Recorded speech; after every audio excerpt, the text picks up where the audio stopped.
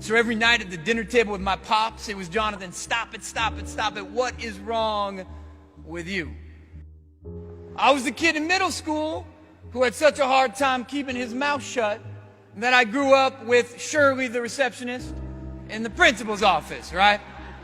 And in high school, I was a kid who had such a hard time with reading that I spent most of the day hiding in the bathroom with tears streaming down my face.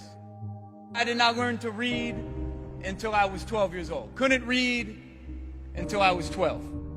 I struggled with anxiety, with depression, and I had a plan for suicide.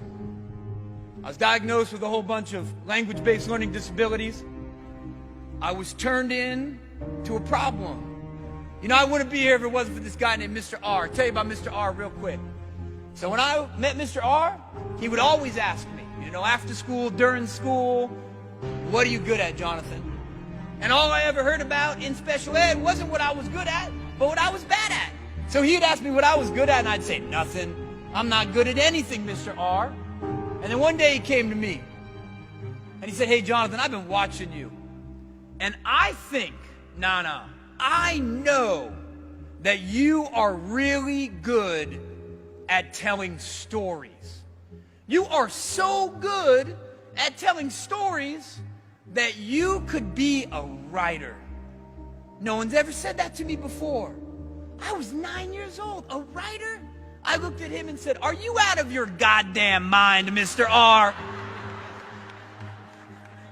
I can't spell to save my life. Mr. R looked right at me and he said, Jonathan, screw spelling.